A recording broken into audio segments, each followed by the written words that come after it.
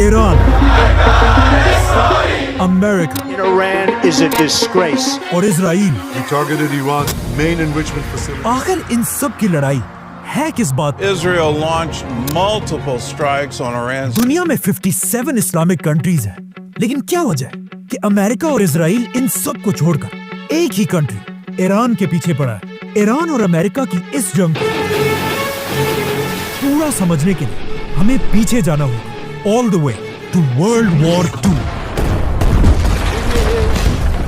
We shall never surrender.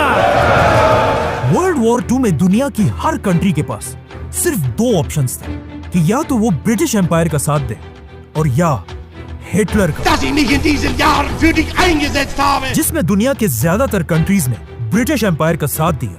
लेकिन उस वक्त ईरान के बादशाह ने ब्रिटिश एम्पायर को छोड़कर हिटलर के साथ हाथ मिलाया, Ich werde nicht eingeladen. जिसके बाद ईरान और जर्मनी बहुत ही क्लोज दोस्त बनने लगे और ये बात ब्रिटिश एम्पायर को बिल्कुल पसंद नहीं थी। इसीलिए ब्रिटेन ने हर तरफ से ईरान पर हमला कर दिया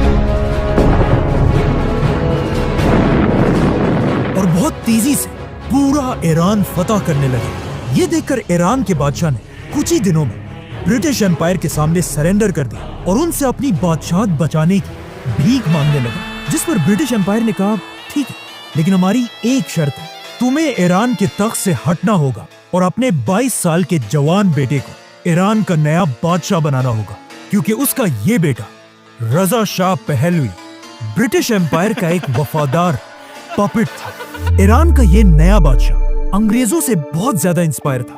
वो चाहता था ईरान के लोग भी बिल्कुल वेस्ट की तरह कपड़े पहने, उन्हीं की तरह पार्टियां करें और अपने सारे ट्रेडिशंस को भूल जाए।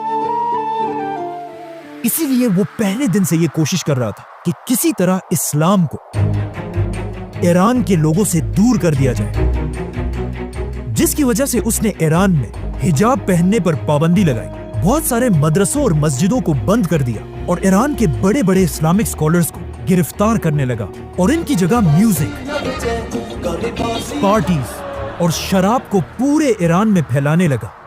यहाँ तक एक टाइम ऐसा आया कि ईरान में इतनी शराब बनने लगी कि ईरान जैसा इस्लामिक मुल्क दुनिया को शराब एक्सपोर्ट करने लगा। ईरान के इस बादशाह का ख्याल था कि वो जो भी कर रहा है बहुत ही अच्छा काम कर रहा है। I mean to be, as you say, the king of kings. यहाँ तक कि उसने एक दिन सऊदी के किंग फैसल को कहा कि तुम ये क्या पुराने जमाने में रह रहे हो, तुम्हें चाहिए कि सऊदी को भी बिल्कुल वेस्ट की तरह एक लिबरल कंट्री बना। लेकिन सऊदी के किंग फैसल ने ऐसा करने से इनकार कर दिया। लेकिन यहाँ पर फनी बात यह है कि आज वही